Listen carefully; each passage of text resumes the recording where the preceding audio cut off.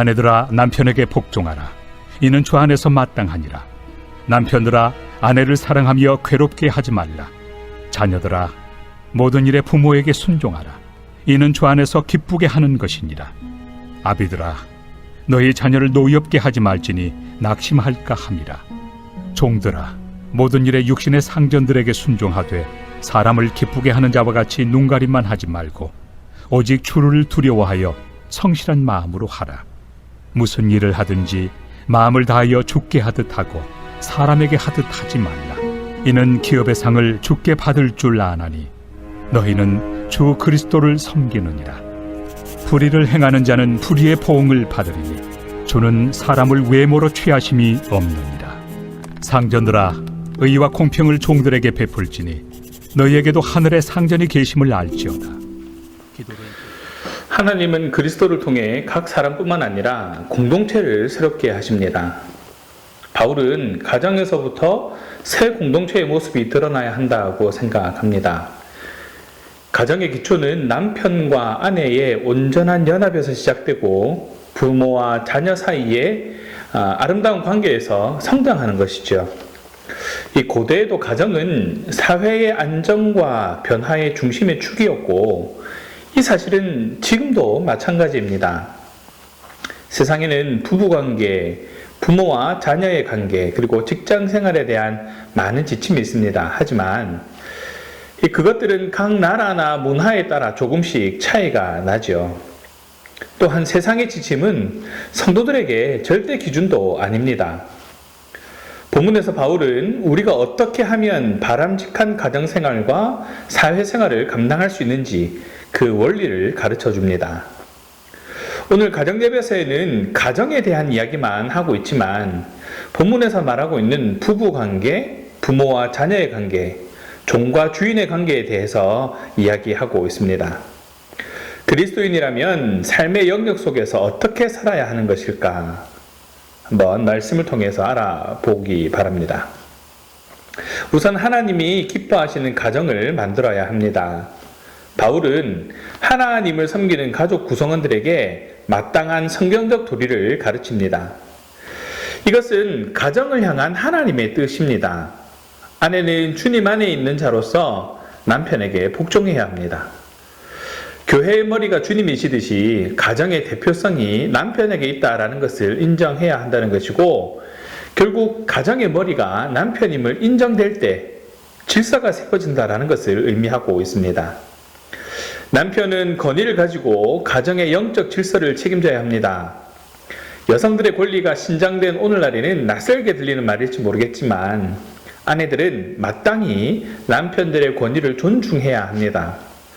그렇다고 해서 남편이 아내들 위에 군림하는 지배자가 되라는 것은 아닙니다. 남편은 주님 안에 있는 자로서 아내를 사랑하고 괴롭히지 말아야 합니다.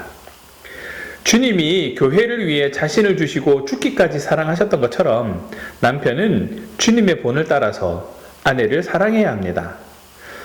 남편으로서 아내를 괴롭게 하는 것은 신장에 마땅한 모습이라고 할 수 없습니다. 자녀들은 어떻습니까? 자녀들도 주님 안에 있는 자로서 부모의 권위를 인정하고 모든 일에 순종해야 합니다. 부모의 권위는 하나님이 주신 것입니다. 육신의 부모의 권위를 인정하지 않는 것은 하나님의 권위를 인정하지 않는 것과 같습니다. 마음으로부터 부모에게 순종할 때에 주님을 기쁘시게 할 수 있다는 것을 기억해야 합니다. 부모도 주님 안에 있는 자입니다.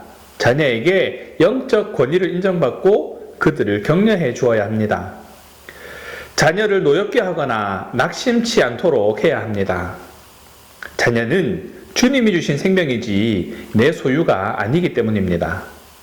단지 하나님께 위탁받아서 하나님의 자녀로 양육할 의무가 부모에게 있을 뿐입니다. 그래서 주님의 교양과 훈계로, 즉 삶과 말씀으로 양육해야 하는 것이죠. 부모가 말씀대로 살아내야 하는 것입니다. 그리고 그 삶으로, 그 말씀으로 양육해야 하는 것이죠. 교회가 어려워지고 있는 여러 가지 이유 중에 하나는 교회의 기초단위인 가정이 무너지는 데 있습니다. 가정의 기초를 이루는 것이 바로 남편과 아내이지요. 아내는 남편의 영적 권위를 인정해야 하고 경제적인 이유나 어떤 이유로든 남편을 멸시하는 그런 세속적인 흐름을 따라서는 안 될 것입니다. 남편은 자신의 영적 권위를 존중받을 수 있도록 아내를 헌신적으로 사랑하고 오히려 더 섬겨야 합니다. 아내에게 무정하게 대하거나 편한 사이라고 해서 함부로 말하거나 비인격적으로 대우하거나 괴롭혀서 쓴 마음을 품게 해서는 안 된다는 것이죠. 자녀와의 관계에서도 다를 바 없습니다. 현대사회에서 가정이 무너지는 원인 중에 부모와 자녀 사이의 관계도 큰 비중을 차지하고 있습니다. 자녀가 부모의 권위를 인정하지 않고 우습게 여기는 그런 시대적 흐름을 결코 따라서는 안 될 것입니다. 선대의 신앙과 지혜와 경험을 존중하고 그 권위를 인정할 때에 주님이 허락하신 복을 누리게 됩니다. 부모 또한 자녀에게 온전하게 양육해야 하는 막강한 책임감이 있습니다. 부모는 진리에 근거한 가치관을 가르치고 아름다운 신앙의 근본과 삶의 품격을 자녀에게 전수해야 합니다. 이것을 통해 가정의 회복을 경험할 수 있을 것입니다. 남편은 아내를 귀하게 여기며 그 인격을 언제나 존중해야 하는 것이죠. 폭언을 퍼붓거나 폭력을 행사해서는 안 됩니다. 아내의 조언에 귀를 기울이고 아내를 자신처럼 사랑해야 합니다. 자녀들은 부모에게 순종해야 합니다. 순종하는 자녀가 하나님을 기쁘시게 합니다. 물론 이때의 순종은 진리 안에서 이루어져야 합니다. 부모는 자녀들을 감정적으로 억압적으로 대해서는 절대 안 됩니다. 하나님은 부모에게 좋은 양육자가 되기를 원하시지 지배자가 되기를 원치 않으신 것입니다. 하나님의 말씀이나 건전한 훈육을 넘어서 개인적 감정에 치우쳐서 자녀들에게 상처를 주어서는 안 됩니다. 하나님은 부모에게 좋은 양육자가 될 것을 명령하고 계시다라는 것을 기억하시기 바랍니다. 오늘날 무지하고 무책임한 부모들로 인해서 자녀들이 상처받는 경우가 많습니다. 좋은 가정은 하나님의 바른 영적 질서를 쫓을 때 가능합니다. 우리에게는 남편과 아내로서, 아버지와 어머니로서, 자녀로서 맡은 분명한 성경적 역할이 있습니다. 각자에게 주어진 역할을 잘 감당할 때에 하나님이 영광 받으시는 아름다운 가정이 될 것입니다. 가정에서 우리에게 주어진 역할을 잘 감당하시기 바랍니다. 그리스도인이라면 하나님의 영광을 위해 이 사실을 반드시 기억해야 합니다. 바울은 그리스도인이라면 하나님을 섬기듯 성실할 것을 이야기하고 있습니다. 당시에는 종이라는 신분이 있었습니다. 바울은 그 시대 구조를 고려하면서 이 편지를 썼습니다. 바울은 종들에게 마땅히 육신의 성전들에게 복종할 것을 권면합니다. 눈가림만 할 것이 아니라 주님을 두려워하여 성실한 마음으로 해야 한다라는 것이죠. 지금은 비록 종이지만 자녀가 받는 기업의 상을 주님으로부터 받는 것이기 때문에 무슨 일을 하든지 사람에게 하는 것처럼 하지 말고 주님께 하는 것처럼 해야 한다라는 것이죠. 종의 진짜 주인은 하나님이십니다. 육신의 상전이 아니라 예수 그리스도이신 것이죠. 주님은 공의로우시며 사람을 외모나 신분으로 차별하지 않으십니다. 그래서 그리스도인들은 주님이 갚아주실 것을 믿으며 상전의 권위에 순복하고 성실한 마음으로 모든 일에 충성을 다해야 하는 것입니다. 어떤 일이든지 주님께 한다는 생각으로 매사에 헌신적으로 최선을 다해야 합니다. 당시 초대교회에는 종이나 자유자 모두 구원받은 자로서 함께 예배했습니다. 그럼에도 불구하고 종은 여전히 상전에게 복종해야 했습니다. 주님이 원하시기 때문입니다. 바울은 천국의 참된 상전을 바라보라. 그리고 그렇게 행하라 라고 권면합니다. 참된 상은 하나님이 주시는 것이기 때문이죠.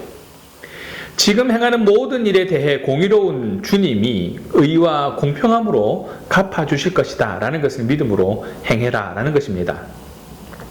오늘날에는 노예가 존재하지 않습니다. 종의 신분이 존재하지 않습니다.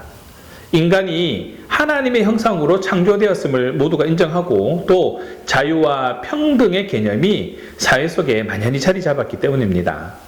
그래서 고용인과 피고용인으로 봐도 무관할 것입니다. 믿음의 고용인들은 언제나 정직하고 신실해야 합니다. 하나님이 우리 사회생활을 지켜보시기 때문입니다. 우리가 사회에서 어떤 역할을 맡더라도 하나님은 우리가 그분 앞에서 일하듯 성실하기를 원하십니다. 우리는 그리스도를 섬기기에 더욱 사회에서 성실하게 우리의 역할을 감당해야 합니다. 우리의 성실함으로 하나님이 영광을 받으시기 때문입니다. 하나님은 사회에서 충성하는 자들에게 칭찬과 상급을 주십니다. 한편 고용자들도 하나님을 두려워하는 마음으로 피고용자들을 섬겨야 합니다. 우리가 주의 일과 세상의 일을 구별해서 행동할 필요는 없습니다. 무슨 일을 하든지 우리에게 요구되는 자세는 성실입니다. 게으른 자는 하나님께 책망받을 것입니다. 우리에게 어떤 자리에서 무슨 역할이 주어지든 하나님께 충성으로 화답합시다.